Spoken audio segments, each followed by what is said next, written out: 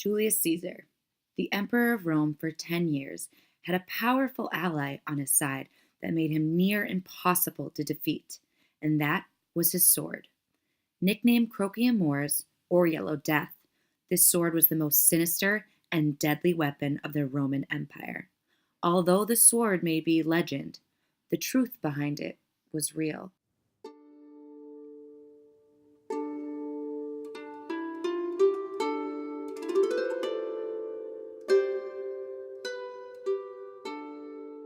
The legend of Crocea Mors was invented by Geoffrey of Monmouth in 1135 in his book Historia Regum Britannia.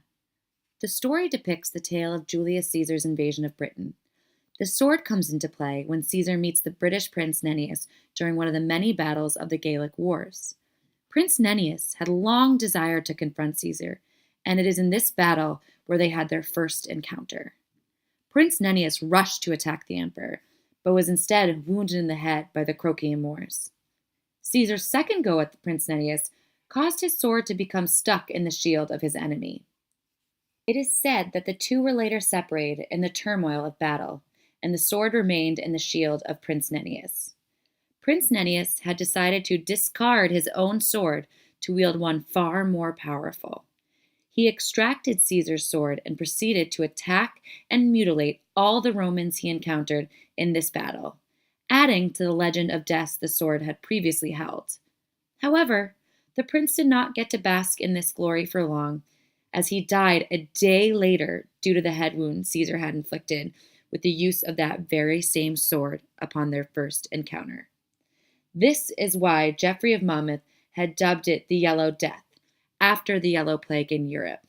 He says, "For no one who had been wounded by it escaped alive."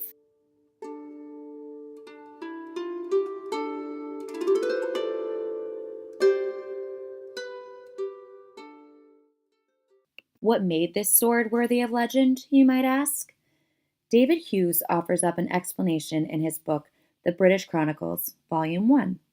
Here we are given an alternate meaning behind the name Yellow Death. Hughes states that the blade gleamed brightly in the sun, thus giving it a yellow coloring. The sword was said to have originally belonged to the god of Mars, forged by the Vulcan, smith of the gods, and given to the Trojan prince Aeneas by his mother Venus. The sword was bestowed upon Aeneas as he stood on the land that would one day be known as the Roman Empire. It is here that he heard the words, "With this, conquer." After Aeneas, the sword was lost until the rediscovery by Julius Caesar. Familiar with the legend, Caesar felt this was the god's way of appointing him king of the world. However, to find the truth of this mythical story, one must take a trip back to the time of the Roman Empire. It is here in this empire where the Roman military was unlike anything the world had ever seen at that time. But what made them so different? What set this powerhouse apart? The Roman army evolved by adopting tactics and weaponry from other cultures that would only enhance their strength. Prior to the introduction of the Gladius sword that was used by Julius Caesar and his army, the Romans were equipped with an unusually long sword without a point, reflective of the Gallic swords of the time. A sword like this was meant for slashing and cutting. As previously mentioned, the Roman Empire expanded at an impressive rate, and as they did, they took note of the successful weaponry of their fallen enemies and adjusted them to fit their needs. They were particularly impressed by the swords used in the Battle of Cannae. After this battle, the Romans quickly adopted this sword, originally deriving from the Spaniards. It was made of Iberian steel called Gladius Hispanius. These swords were more fatal and can destroy their enemies more effectively due to the nature in which they were made. This is the weapon that Julius Caesar and his army would use to later invade Britain and give rise to the legend of his remarkable sword.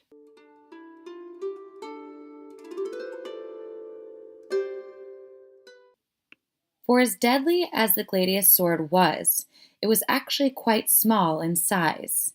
At first, it only measured 30 inches in height and was later designed to be even shorter, about 16 to 22 inches. It also only measured to be 2 inches wide. It is important to not let the size of the sword fool you. With the sharp point and double-edged blade, this sword could penetrate into vital organs of the most vicious warriors, causing optimal damage. The short design and sharp tip of the sword made it ideal for thrusting. The double-edged blade made it just as useful as a weapon for slashing. Opponents would tire themselves out from hacking and slashing their sword, unable to penetrate the shield of the soldiers, allowing for the perfect opportunity to stab the opening below their lifted right arm. There is no doubt this sword was a powerful weapon at the time, but much of the strength of this weapon is attested to the men wielding it. In order to handle a sword of this magnitude, it would require great agility, strength, and confidence, skills that can only be developed by hours and hours of dedicated practice. It was once said by a Roman soldier, "No one ever feared to do a thing that he was confident he had learned to do well." That is why the regimen of soldiers faced in Rome was strategic, strict, and a lengthy process. But once completed, they would become disciplined, obedient, and fierce competitors. Suffice it to say that Caesar's sword may not have been a magical sword after all that caused fatal wounds to anyone it touched, but instead, the sword's fatality should be more so attributed to the fact that his army was the only one using this more effective weapon at the time. So where is this magical sword now? Still buried with Prince Nennius of Britain? Guess again. The sword was supposedly removed from the grave by British King Vortigern, who later hammered it into a thick slab of stone to display as a trophy in the town square. He wanted to commemorate the victory of the Britons over the Romans. The trophy was later moved by the Saxons to a churchyard in Silchester, where it became the beginning of the well-known story, The Sword and the Stone. The sword was a tempting treasure that people would try to unsuccessfully extract from that stone. It is just below the sword's handle where someone had written Excalibris, later shortening to the more well-known name Excalibur, thus giving rise to another legend, the legend of King Arthur. But that is a story and a legend for another time.